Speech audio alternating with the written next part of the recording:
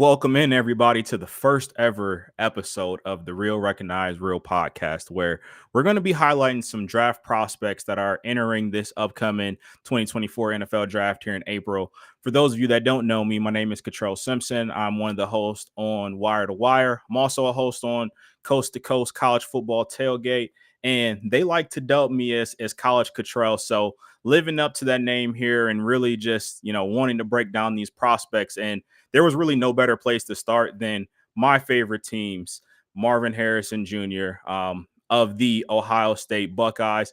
Obviously, a lot of people believe he is the consensus number one receiver in this class, and I actually tend to agree.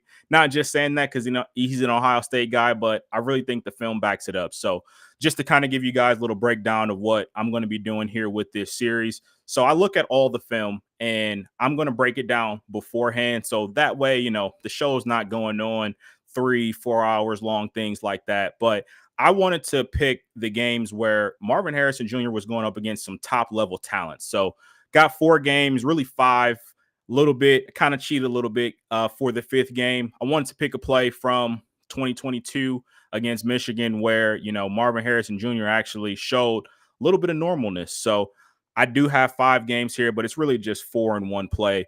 But with that said, though, I did want to just really get right into it and talk about the pros and cons. So I'll go over my list here, the pros and cons. I'll give you who I think his NFL comparison should be, and then we'll dive right into that film study. So first things first here with MHJ, I really want to spotlight his versatility. So this is a guy who, if you watch Ohio State football, he plays a lot on the outside, but don't let that fool you. If he goes to a team and they want him to play inside a little bit, he can play in the slot as well. So I have it here. He's going to make his money on the outside, but you're also getting a guy who, if you have some game plans where you want to get him the ball, but want to put him inside and, take advantage of a matchup, he is able to do that as well. Now, one of the other things I do really like about him is his way to adjust, and he can play through contact, but he's also great at tracking the football. Even if, a pass isn't perfectly on the money for him, he's great at locating it, turning his shoulder, and he's a guy who shows his hands late. So DBs actually really don't have a chance to break up the ball either. So he's great at making those adjustments. And I think that ties right into the next point I have here, and that's him having high IQ. This is a guy where he's great off script. He's always making himself available for the quarterback, and he's trying to make the quarterback's job as easy as possible. So if the play breaks down, he's going to go to where the quarterback's able to see him and where he's going to be able to make a play on the ball. And, just again, piggybacking off that high IQ statement, he knows where to sit in some zones. So very smart player. If he sees you guys are in zone coverage, there may be a time where he needs to run a post. He might break it off into more of a dig just so that way he sits in that zone, gives his quarterback a easier window to fit the ball in. And the last thing I have here, it's kind of a joke, but it's really serious. A lot of teams that I've seen that played Marvin Harrison Jr., they don't like putting their hands on. And so, if you're going to press Marvin Harrison Jr. and you're not going to put your hands on, your best bet really is to just pray and hope, the quarterback misses him or he's looking the other way and not throwing him the ball, because that's really the only way your DB is not going to be getting beat there if you don't get those hands on. Now, as great of a receiver I do think that he is, of course, just like every other player, he's got some flaws to him as well. From what I saw, this isn't all the time, but sometimes when he's in press coverage, if that corner is physical and they do jam him, it can kind of mess up his route timing, get into his mind a little bit. And I don't want to necessarily say he just gives up on the play, but you can definitely see the frustration on film. And again, right under that, just with that physicality, corners really getting after him and making him work. You can definitely see that it throws off his route timing and, just really disrupts his rhythm with everything. So just kind of, a few things that I wanted to bring up that you will see later on in some of this film study as well. Then, I'll get right to his NFL comparison to me. And that's going to be Julio Jones formerly of the Atlanta Falcons. And I know he's with the Eagles now, but, just looking at these guys, side by side, I would say 6'4" compared to 6'3", 205 to 220.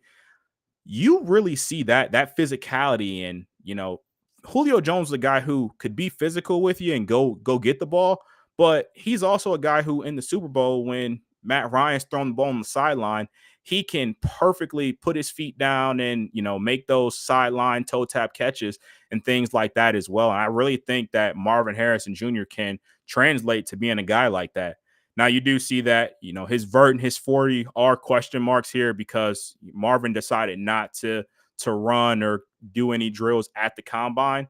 And I mean, he's in a spot where he really doesn't need to. So I'm not really surprised by that. Maybe we'll get some more numbers from him, I should say, at his pro day. I don't know if you will or not, but just looking at the film, I think Marvin's a guy who he can have some straight line speed. I don't think he's necessarily the quickest guy, laterally, things like that. I would see him being a 4.45, maybe a 4.4 in the 4.45, 4.49 range. And then vertical wise, I mean, I think he's probably right up there with Julio, probably, 39, 40, somewhere in that department. So maybe we'll see it at his pro day. I doubt it, but I mean, the film really speaks for itself. So without any further ado, let's jump right on over to the film. First game, we're going to start with one of the games that I mentioned before, where it's just going to be the first play. And this one's going to be Michigan, Ohio State from 2022 in Columbus. I wanted to show this first play here because this is a play where I really feel like, you see that physicality show from Will Johnson. And Will Johnson is a phenomenal corner for the Wolverines. And I hate giving him too much credit there, obviously the rival, but definitely wanted to spotlight him for this first play of the game here. So you'll see Marvin Harrison Jr. there up at the top of the screen. And I know we're a little delayed here. I don't know why we got that going on, but I will go back here and you'll see CJ Stroud looking right at Marvin Harrison Jr. top of the route. You see him get pressed there, going out of bounds, and really just kind of gives up on the play. CJ threw him the ball, and you really don't see much of an effort for him to try and come back to that football. I know it was out of bounds, but again, just a play where Marvin really could have done a little bit more to make himself more available for the quarterback there. So that type of play, not something you see a lot on film, but I definitely want to be fully transparent with you guys when we're doing a breakdown like this because, just something to keep your eye on. And maybe some other teams, in the NFL have already seen this and are going to try and implement that to try and slow him down there at that next level. But we're going to move on here to the next game. And I have that being a game against the Georgia Bulldogs in the playoffs from 2022. And obviously, Marvin ended up going out early in that game, but it was a game where Marvin had a lot of success against a guy in Keely Ringo who, most people thought, at least at that time, that he was going to be a guy to be a future first rounder. So, I think you could really dub Marvin Harrison Jr. The draft stock killer because you saw what he did to Keely Ringo. We'll see a little bit later on what he ended up doing to Kalen King as well. I don't think he's going to be a first round pick anymore. I think a big part of that is because of Marvin Harrison. So first play up here, we'll go to 2 minutes of the film here, and you'll see Georgia is lined up, looks to be a two high, probably two man is my guess here. And for me, the reason why this one's on film is it's an example of Marvin Harrison Jr. just making himself available. So you see CJ Stroud really rolling out and trying to make a play happen, and he finds Marvin Harrison Jr. in the back of the end zone. So closer look here from the back half, you'll see CJ really off script at this point, running for his life, directing traffic. Marvin's going, he makes himself available, boom, touchdown. Buckeyes go up early in that game. Now, we'll move on a little bit further in that game as well to about 6:59, and that'll be another time where we're looking at Marvin Harrison Jr. make a high IQ play. So this is obviously in the red zone. You got Marvin in the bottom of the screen there. Again, just scrambling, going for his life. He makes a small pocket for CJ, and CJ finds him in the end zone for another touchdown. So again, Marvin Harrison Jr. is a guy who's going to make life easier for your quarterback. And that's one of the things that I really love about this kid. He's a gamer. He's always going to be there trying to make a big play in these games. Now, later on in this game, we're going to get to another one of the cons here. And this is going to be, route timing. So you'll see Marvin on top of the screen here, and you see him get jammed up a bit, and he never really breaks that coverage. Now, it was a big play for Ohio State, but you could definitely tell that Marvin got a little bit frustrated at the stem of his route, and that really, messed up that route timing. Now, fortunately for Ohio State, they had something right behind it to open things up here, but we're not looking at the success of the play. We're strictly just looking at Marv here. So want to just replay it one more time. You'd see Marv up there towards the top of the screen there, and just struggling to beat that physicality at times, but definitely wanted to make sure we point out that even in plays that are successful. Now, just moving on, last play from this specific game here, it's going to be Marvin Harrison Jr. Another high IQ play. I feel like I'm beating a dead horse here, but again, you see CJ off script making another play. Marvin making himself available. This one didn't result in a catch, but this is going to be Marvin Harrison Jr. causing a PI on Keely Ringo. I think this is a great way to look at and just know and fully understand that Marvin's a student of the game. This is something where you have the DB beat. He has no clue where the ball is at. He turns his head late, and ultimately the ref's going to throw that flag there 10 times out of 10. So great play, gets to extend the drive there for Ohio State, and Marvin just making the smart play there. Now, I wish there was more to show from this specific game here, but with I'd say a couple minutes left in that third quarter, Marvin actually got hurt before fourth quarter, got a concussion, ended up not playing and finishing this one out. But that's all right, because we got to see him his junior year as well. So we'll move on to a game that happened early in the season for Ohio State, and that was against Notre Dame in 2023.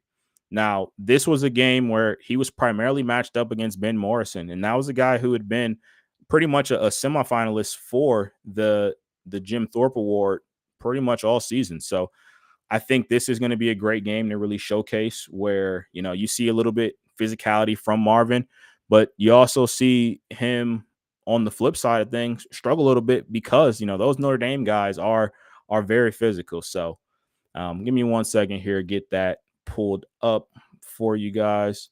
But I think with Marvin, he's shown you already that this is a guy who's going to be ready for the NFL pretty much day one. I think he can instantly come into a team and potentially even be a Pro Bowl caliber receiver his first year with that team. So don't really see much that's going to be stopping him from doing that. And I mean, with the film study itself, it really shows. So we'll start here, middle of the game, go down to 8:40, 8:27. Oops. Bang. So you'll see Marvin, bottom of the screen, lined up against Ben Morrison. And again, press coverage, absolute nightmare if you're not getting those hands on. So do want to remind it one more time, just in case. I know it happened pretty quick there. So again, bottom of your screen here, press coverage. This is press coverage. No hands on. Let them get the free release. That is easy money all day long. You cannot let Marvin Harrison do that to you pretty much all game. And Ben Morrison's a talented corner, so I don't know why they didn't want him to get hands on there. But you don't get hands on, you give him the free release. He's going to beat that every single time. I don't care who the DB is on the opposite side of him. Now, going a little bit further in this same drive where you're going to see Marvin make some more adjustments here. So Top of the screen there, again, Ben Morrison is going to be the guy that's on him up there. And Kyle McCord, he sees that and doesn't have much room there. But again, Marvin Harrison Jr. being the incredible athlete that he is, he locates the ball. Like I said earlier, shoots his hands late. Ben Morrison had absolutely no shot of breaking that play up, even though he was in great coverage there. I know you see the flag on the ground there. I don't even necessarily agree with that one. I'm a big fan of just letting your DBs play and not really having to worry about it. But this is an incredible play by Marvin, and this is something that he's consistently doing. He's a big play threat. So I love this play here. Probably is his best play in this specific game. Now, we'll move on later in this game. And again, with Notre Dame being as physical as they were, Marvin had a success in this one, but you also saw at times where they won their matchup. So this play specifically here, you're going to see Marvin up there at the top here and press coverage. And boom, they're physical at the line. Slight tug there, but he's in phase with Marvin right there. And that's a great rep from your DB. So I do just want to go back, focus on it one more time here. Marv did a great job of actually beating the coverage, but when you have a DB that's stride for stride with you, he's not going to make that play every single time. So get a little bit physical with him. It threw off the timing just by a slight hitch. Slight hitch. If you don't get the hands on there, Marvin is probably making this play. So give the Notre Dame DB all the credit in the world there, but you also have to get on Marvin there for just not breaking that release point as soon as he did. So just look at it one more time here, right at that release point, slight contact. If you don't throw a flag there, I'm not fully against it, but Marvin, I just think you need to work through that a little bit more, and you'd be fine there. But Marvin's a guy who this doesn't show up on film a lot. You might say I'm being a little nitpicky here. You really have to with his tape because there's really not much that just shows you him just losing reps like this. So Notre Dame did a great job. You got to tip your cap to them. Great defense over there. Do want to go a little bit later on towards the end of this game here. They had two back-to-back great reps on Marvin Harrison. So do want to show you guys those for sure.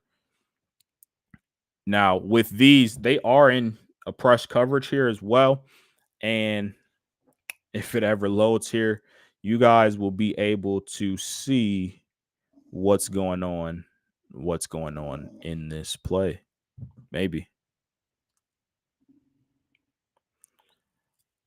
So, boom, bottom of your screen here. My dog is going crazy. She loves Marvin Harrison Jr. too. But bottom of your screen here, you got the press coverage, and with that press coverage, maybe with that press coverage, you see, boom, DB makes a great play there, but Marvin Harrison Jr. doesn't give his quarterback any room to fit a ball in that window. So we'll go through, watch it one more time here. Press coverage, love it already. DB, they don't get any hands on, but about 3-4 yards in, Marvin's actually the one who initiates the contact, and DB has his head turned the whole time, fully in stride with him. Even if Marvin shoots the hands late here, DB's in a great spot. And, you could say this is on the quarterback. He's not open here. Why even throw him the ball? Marvin Harris Jr. one-on-one. I like his chances against most. So, Kyle, I'm not even getting on you here for this ball. But great coverage there by the DB. Marv could have did a little bit better job of making himself more available for his quarterback there, especially in this scenario. Ohio State was actually down and they needed some points. You see down 14-10. And very next play, it looks like a glitch in the matrix here, but great initial coverage there by the Notre Dame DB. We'll go back, watch it one more time here. You'll see that when they're in the press coverage here, there's 22 seconds left in the game. You know where the ball can't go.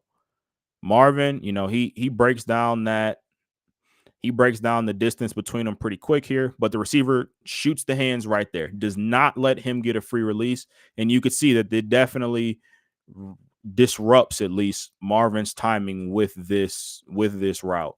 So you see it there. He tries to go back inside. Play's already dead. DB's right there. Marvin, I'd like to see you in that scenario. Maybe even if you break off the route, you give a fake inside there, try to create a little bit of cushion, make yourself available for McCourt in that spot. Again, this may seem like I'm nitpicking him because I really am, but you have to also understand this is a time period where the game was on the line. So Marvin got to do a little bit better job there. But Ohio State ultimately ended up winning this game as well. So worked out for him. But that's pretty much it for the Notre Dame game here. Now, I do want to move on. The next game we're going to be looking at is against Penn State, and he had a day. Penn State, I absolutely hated the coverage that they ran on Marvin this entire game. And for me, it just didn't make sense. I've told you guys pretty much this entire show so far that Marvin Harrison Jr. is a guy who is going to absolutely destroy man coverage if you don't get hands on him and you press him. Penn State's game plan the entire game was to press him and not get hands on. So we're going to go ahead, get the Penn State film on, and it starts literally from the first play of the game. They press him and don't get hands on, similar to what you saw in this game. Easy conversion for Ohio State, but just give me a second here, get that next film pulled up for you. But I'm hoping you guys are enjoying the film session so far. I will say this is very weird not having someone else speaking, speaking to or speaking with, I should say. And, we're finding our way through it. So appreciate you guys for tuning in for sure. Again, this will be a series where I'll probably highlight maybe 10 or so prospects and, again, just go full on analysis with them as well. But we'll go ahead, start to break down this Penn State game here next. So, like I said, we're starting pretty much first play of the game. You got Marvin Harrison down here, bottom of your screen. And this is Kalen King here, who a lot of people thought coming into the season would be your first or second corner off the board. And this was a game that showed you that that's probably not going to be the case anymore. I'm not going to say probably. That's not going to be the case anymore. Marvin Harrison Jr. had a day. And I don't know if this is more on the defensive coordinator or it's just on Kalen for having bad technique. But you'll see it here. Press coverage. He tries to get hands on him, breaks out, boom. I mean, that's pitch and catch all day long. So, again, wanted to replay it here. He gets hands on. I mean, he's about 4 or 5 yards downfield. And with as much cushion as Marvin has to the sideline, you just can't do that. So, I think Kalen was in a spot where, he had no help. And, if you're guarding Marvin Harris Jr. with no help, you need to be praying anyway. So great rep there by Marvin, really being able to beat that press there. We'll move on a little bit later in this game. Get to 103. And again, this is going to be another rep where Marvin's beating man coverage. So you'll see him up there, top of the screen. A lot of field to work with. Marvin Harrison Jr. with a lot of field. That's going to be a nightmare. So you see him, DB bails pretty much right away. And I mean, Marvin's not even 10 yards in his route yet. And Kyle's already got the hitch, throwing him the slant. Way too much separation here. You got to be able to beat this separation in this spot. So Marvin, boom, great catch. DB makes a good hit. Actually, he closes a lot faster than I was expecting him to when looking at this. But that window was way too clean for Marvin Harrison Jr. He's going to make that play every single time.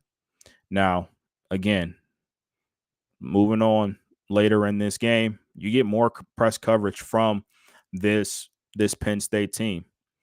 Top of the screen there, you see the arrow. Marvin right at the line, gets right into making his move. Kind of looks like he's trying to do a crossover there, but you see the Penn State DB, no hands on, very confused by what's going on. You look at this play, everyone else is in man coverage. Julian Fleming's manned up here. You got a tight end, or actually, that's Carnell Tate. Carnell Tate manned up here. Free safety in the middle of the field. This is probably a cover one coverage, and this DB is absolutely lost. But I would say this is a play that should have been a touchdown. Now I don't think McCord actually throws him the ball there, but that is a great release by having this cornerback in no man's land. You gave him the little shimmy, you get wide open on the drag. This should be a touchdown. Kyle McCord didn't see him, so he missed him, but this is still great on Marvin's part. I do want to just go back, show it to you one more time here. You got Marvin there, even with some of the confusion. It's man coverage. This guy he's in no man's land. Marv does a great job making himself available. He stays tight to the line of scrimmage, tries to put himself right in Kyle McCord's eyesight to get himself the ball for a touchdown. But, ultimately didn't happen. But, still great play by Marvin in recognizing what the coverage is. Now, we'll go further in this game a little bit later. This play here, we'll focus on what Marvin does in adjusting to the football. So you see him at the top of the screen. Again, plenty of space here. And one-on-one, you give him that much space, it's going to be a long day for you. But go ahead, get the clip played. That is just great coverage, really, by Kalen King, even with that much space. Marvin ran basically right to him, and he was still able to make a great catch in a tight window. You see the flag fly in there. I'm not a big fan of that being pass interference in that spot, but if the ref's going to call it, doesn't matter anyway because Marvin made the catch. But just great work there by Marvin Harrison by having the availability, and even with it being a tight window, he has sure hands, and he's going to make those types of plays. Now we'll go just a couple plays later, actually, where when Ohio State gets the ball back, you'll see Marvin actually sit in zone. Got a little bit too far ahead here. Well, let's get back down to it.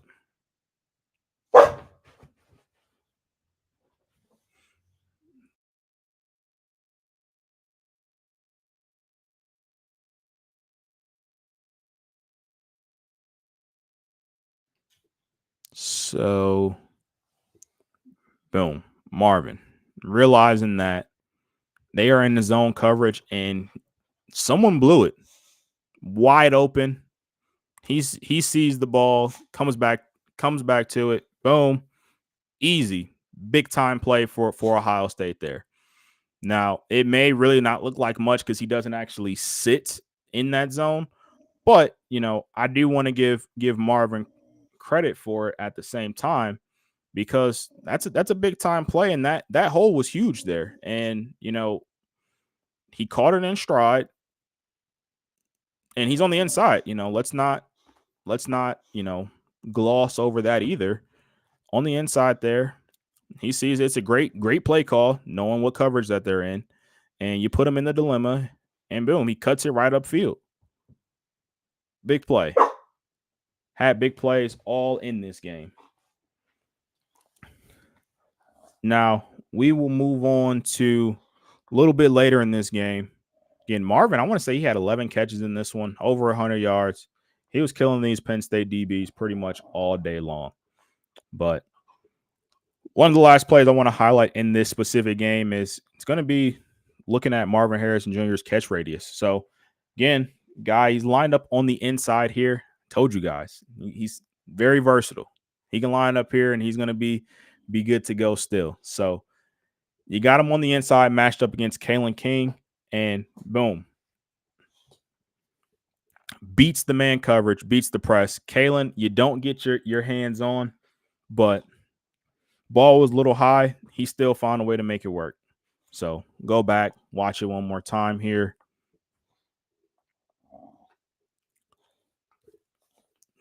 Again, you got Marvin on the inside. Kalen immediately bails. I mean, it looks like they're in man coverage across the board here. Looks like he's manned up there. He's going to actually blitz so they don't have a robber in the middle of the field. He's manned up there and he's manned up there. And you get Marvin to make the play right to the inside. Ball's high. Still, doesn't matter. Marvin's going to make the play on the football. That's a great play, extending the drive for Ohio State in that spot. Now, we'll just move to one more play in this game, and it's a play where you had Marvin lined up in the slot, having some more success. So you'll see him here, down here in the slot, beating a dead horse, guys. They're pressed.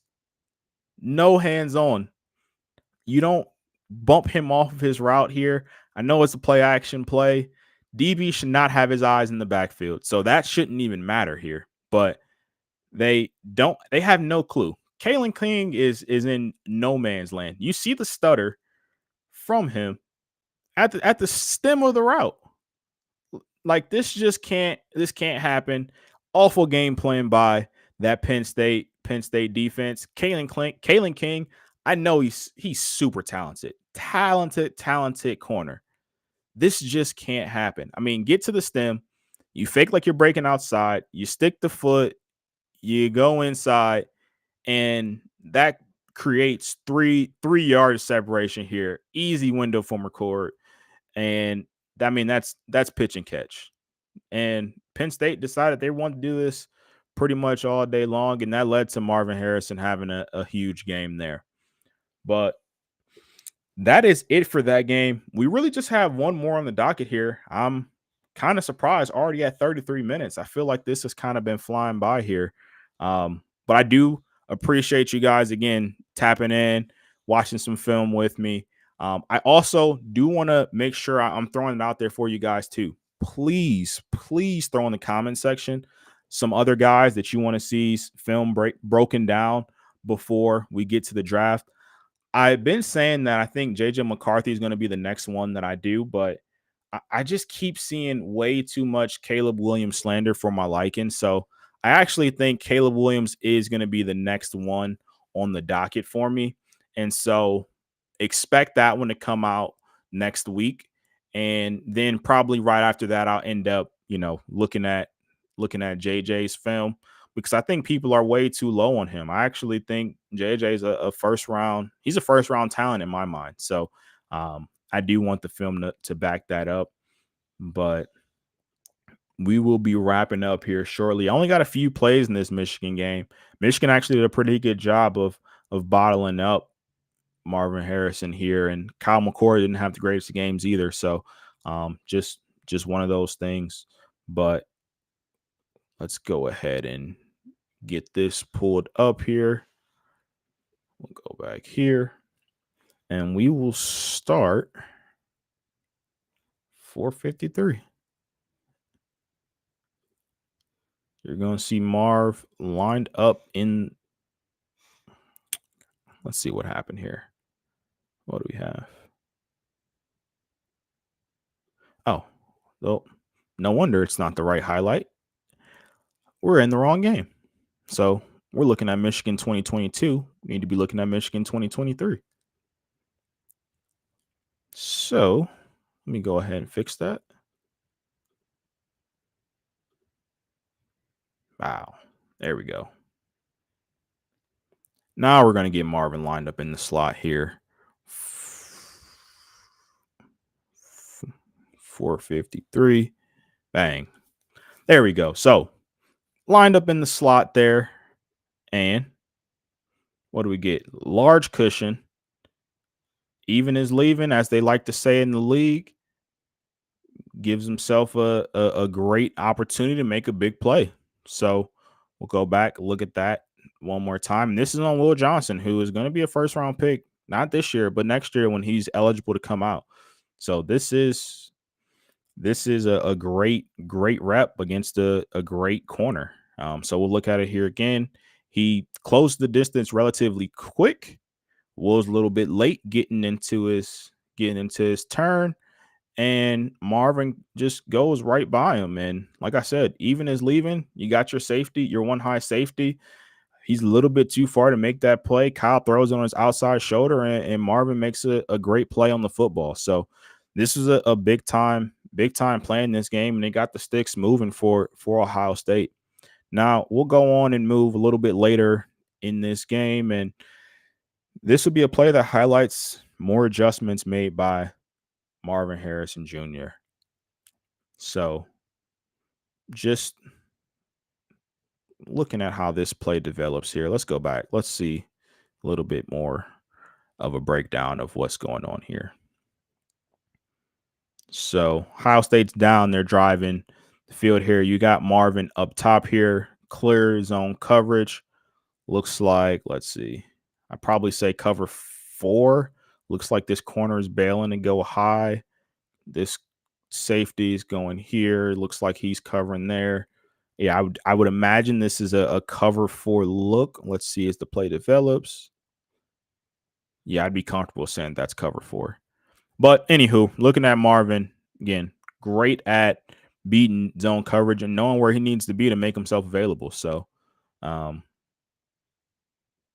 see. Deep ball, boom. And I know that wasn't the route that was called there. But let's go back again here. Marvin being the smart player that he is, sees they're in that coverage, and the safety actually goes down and guards this route. So he breaks it off, goes vertical, knowing that there's nobody behind him. Kyle McCourt, he gets the ball there as far as he can. And, Will Johnson tackles him early, but that is a great adjustment. High IQ play. Again, I don't know exactly what the play call was, but I'd be pretty confident to say that's not what they had on the sheet when they called that play. But Marvin Harrison Jr. saw what was open, and he went down and made a play. Boom. I mean, that's beautiful. You can't ask for much more if you're a quarterback or, a team that's looking for a wide receiver in this upcoming class. I will say Michigan did a great job with their defense, and you got to give Jesse Minter all the credit in the world here. They mixed up a lot of looks. Sometimes they were physical with Marvin. They pressed him. At other times, they dropped in this zone coverage as well. And that, when you give him different looks and you confuse the quarterback, that is how you try to neutralize a guy like Marvin Harrison Jr. So give those guys all the credit in the world there. And Will Johnson, like I said earlier, hell of a player. So just great. These are great reps from both these guys here. But you'll see here, you got Will in press coverage on Marvin.